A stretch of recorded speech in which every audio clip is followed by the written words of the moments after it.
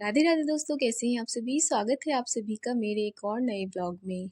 ये ब्लॉग है दीपावली के शाम का। जी हाँ दोस्तों, आप सभी के घर की सफाइयाँ तो लगभग पूरी ही हो गई होंगी। दीपावली का त्यौहार अच्छे से सेलिब्रेट किया होगा आपने और सभी को दीपावली की हार्दिक शुभकामनाएं। तो यहाँ पर देखिए, ये ब्लॉग स्टार्ट हो रहा है इवनिंग टाइम में। दिवाली की सफाइयाँ करके तो मैं सबसे पहले आप सभी को दीपावली की ढेर सारी शुभकामनाएं। दीपावली का त्यौहार सभी ने अच्छे से सेलिब्रेट किया होगा। तो यहाँ पर देखिए, ये दिवाली वाले दिन शाम को मैंने दाल भिगो कर रखी थी, जिसकी आज दल भरी पूड़ी बनानी है। दाल वाली पूड़ी जिसको कहते हैं, बेसिकली ये चना वाली दाल जो होती है उसको भिगोकर और फिर उसको कढ़ाई में छौंक कर आटे में भरकर तली जाती हैं पूड़ियाँ, उसी को ही दाल वाली पूड़ियाँ कहा जाता है।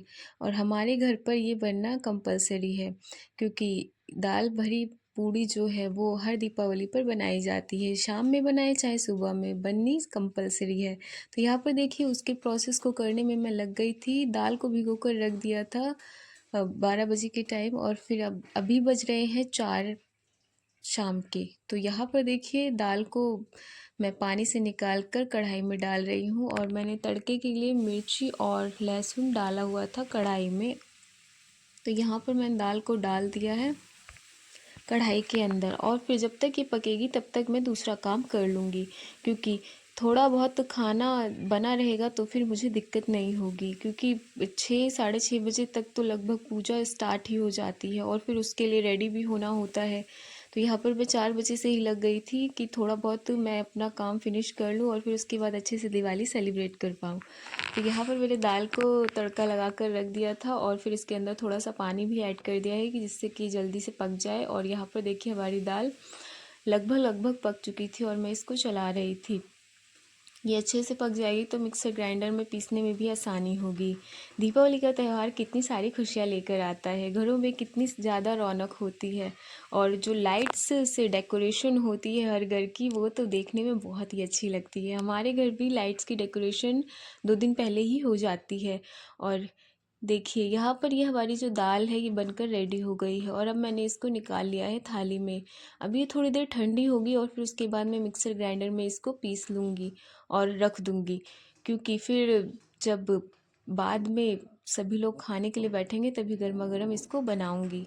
और ये आधा प्रोसेस मैं करके रख लेती हूँ ताकि मुझे आसानी हो अपना खाना बनाने के लिए। अभी देखिए, फ़िलहाल गर्म है तो मैंने इसको साइड में रख दिया। अब ये फ़िलहाल ठंडा होने जा रहा है, और जब तक ये ठंडा होगा तब तक मैं अपना दूसरा काम कर लेती हूँ।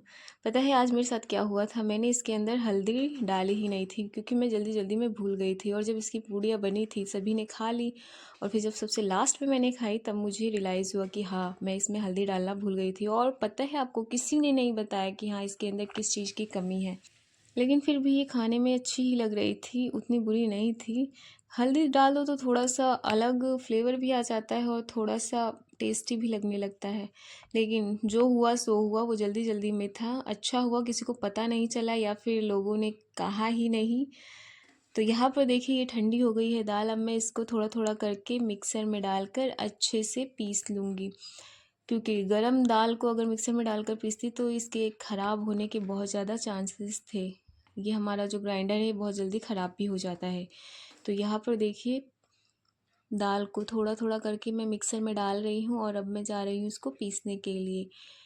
पीस कर आने के बाद इसका कलर कुछ इस तरह से था, और ये कुछ इस तरह से दिख रही थी।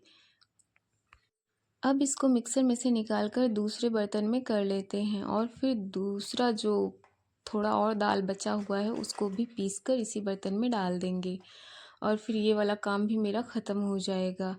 जल्दी जल्दी से काम निपटा रही हूँ ताकि मैं भी सबके साथ दिवाली एंजॉय कर पाऊँ। हम बहुओं का तो त्यौहार सारा किचन के अंदर ही बीत जाता है। अगर हम जल्दी जल्दी सारे काम ना निपटा पाएँ तो त्यौहार आए और जाए, हमें पता ही नहीं चल पाएगा, और ना ही हम कभी उसे सेलिब्रेट कर पाएंगे। इसीलिए सारी चीज़ों को मैनेज करना पड़ता है। हम सारी जो गृहिणियाँ हैं और सारी बहुएं हैं, सैल्यूट है मेरा सारी बहुओं को और सारी गृहिणियों को, जो अच्छे से अपने घर को संभाल पाती हैं और फैमिली के लिए इतना सारा सब कुछ कर पाती हैं, और फिर उसके बाद अच्छे से फेस्टिवल्स भी सेलिब्रेट कर पाती है, क्योंकि यही हमारी ज़िंदगी है। सारी चीज़ों को अच्छे से मैनेज करके चलना है एक कुशल गृहिणी की पहचान है। जी हाँ दोस्तों, और यहाँ पर देखिए सारी दाल मेरी पिस चुकी थी और ये जो थोड़ी सी दाल रह गई थी इसको भी मैं अच्छे से पीस लूँगी और फिर उसके बाद बनाऊँगी मैं सब्ज़ी। आज हमारे यहाँ बनेगी बेसन की सब्ज़ी। बेसिकली हमारे इधर तो इसको फुलौरी की सब्ज़ी कहा जाता है, जो कि बेसन को पानी में घोलकर फिर उसके छोटे छोटे बॉल्स बनाकर तेल में तला जाता है, उसको ही फुलौरी की सब्ज़ी कहते हैं और फिर उसमें तड़का लगा दिया जाता है। आपके उधर क्या क्या कहा जाता है मुझे कमेंट सेक्शन में ज़रूर बताइएगा। तो यहाँ पर हमारे घर पर तो दो तरह की सब्ज़ी बनेगी, एक मिर्च मसाले वाली और एक बिना मिर्च मसाले की। तो यहाँ पर देखिए सारी चीज़ों को मैं रेडी कर रही थी कि धीरे धीरे सारी चीज़ें मैं रेडी कर दूँ और फिर उसके बाद मुझे टाइम मिल जाए दिवाली सेलिब्रेट करने के लिए। तो इस दाल को भी मैं उसी जो बाउल है उसी के अंदर निकाल लूँगी और फिर इसको साइड में रख दूँगी और अब कर लूँगी सब्ज़ी बनाने की तैयारी। सब्ज़ी बनाने के लिए सबसे पहले बेसन को घोलना है और फिर उसको फेंटना है थोड़ा अच्छे सा से जब नमक तक और कि वो बेसिक फिट ना मसाले जाए जो कि सारे और फिर नॉर्मल उसके अंदर सब्जी में डालेंगे। पड़ा करते हैं। तो यहाँ पर देखिए बेसन को मैंने घोल लिया है और अब इसको तेल में तलने के लिए रेडी हूँ मैं। और यहाँ पर देखिए छोटे छोटे बॉल्स डाल रही हूँ मैं बेसन के तेल के अंदर और फिर ये अच्छे से जब पक जाएंगे तो फिर इनको चला के निकाल लूँगी मैं थाली के अंदर। यहाँ पर देखिए मेरे काम करने की स्पीड कितनी ही ज़्यादा हो रही है, क्योंकि मैं बहुत ज़्यादा एक्साइटेड थी अपनी न्यू साड़ी पहनने के लिए और दिवाली सेलिब्रेट करने के लिए और सबसे पहले अपनी लक्ष्मी मैया को मनाने के लिए, लक्ष्मी मैया को अपने घर बुलाने के लिए। तो यहाँ पर मैं देखिए लगभग मैं सब्जी के लिए जो फुलौरी है वो बना ही चुकी थी और ये जो है अच्छे से पक भी गया था। तो मैं अब इसको निकाल लूँगी थाली के अंदर और फिर उसके बाद सब्जी छौंकने की तैयारी करने लग जाती हूँ। बीच बीच में मुझे बाहर भी जाना पड़ रहा था, क्योंकि रंगोली बनाने का कार्यक्रम जो है हमारे घर पर चल रहा था। तो उसमें जो कलर कम पड़ रहे थे या फिर चावल का आटा या गेहूं का आटा कम पड़ रहा था उसको भी मुझे देखना पड़ रहा था। मेरी भतीजी है वो रंगोली बना रही थी। एक आंगन में रंगोली बनेगी और एक बाहर तुलसी जी के पास, तुलसी मैया के पास भी। तुलसी मैया जो है वो हमारे मेन गेट के पास रखी हुई हैं, विराजमान है। तो वहाँ पर भी रंगोली बनाना बहुत ही ज़्यादा ज़रूरी होता है, क्योंकि वहीं से एंट्री होती है लक्ष्मी मैया की। तो वहाँ पर भी हम लोग रंगोली बना ही डालते हैं। तो यहाँ पर देखिए मेरी जो फुलौरी है वो बन गई थी और फिर उसके बाद मैंने सब्जी भी छौंक दी थी। यहाँ पर देखिए मसाले को अच्छी तरह से भून रही हूँ, बेसिक मसाले डाले हैं और यहाँ पर मैंने डाला था लहसुन मिर्ची और प्याज का पेस्ट, उसी से ही ये गाढ़ा हो जाता है।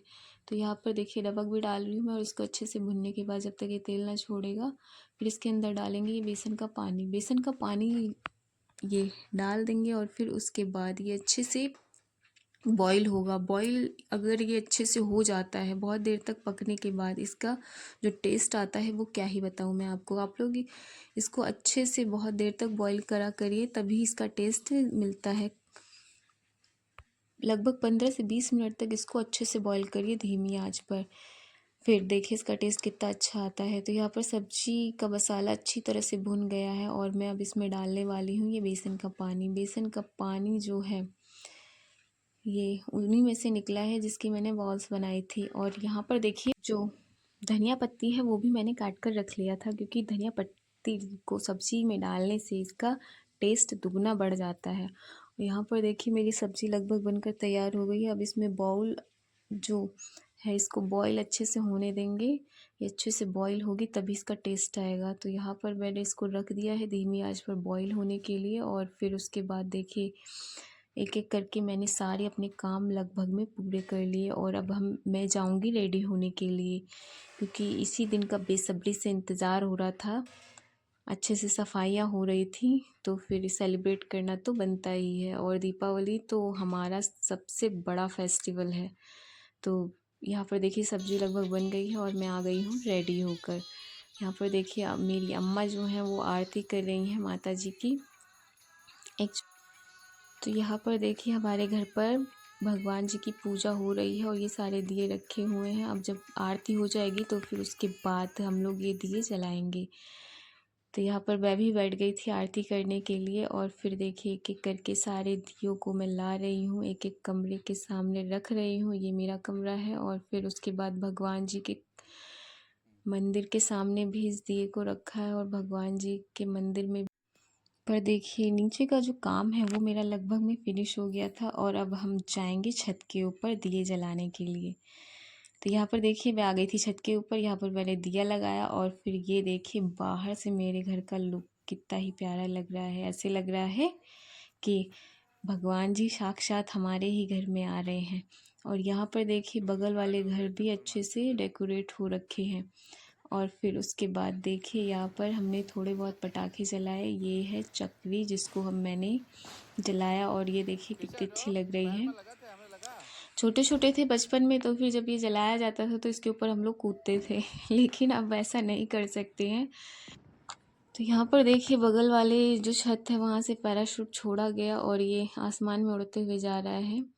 और यहाँ पर देखिए मेरे साहब जी। और फिर छत से आने के बाद मैंने खाना बनाया, खाना खिलाया सबको और फिर उसके बाद 10 बजे के बाद हम फिर छत पे पहुँच गए थे कपड़े वपड़े चेंज करके। और यहाँ पर देखिए अनार को मैं जला रही हूँ क्योंकि थोड़े बहुत जो पटाखे बच गए थे मैंने कहा चलो उसको जला ही डालते हो। ये मेरा भतीजा आया है, देखिए हम दोनों ही थे और मेरे साहब जी आए हुए थे हम लोग के साथ में। और यहाँ पर देखिए ये एक दो फुलझड़ी जो है वो हाथों से जला रहा है।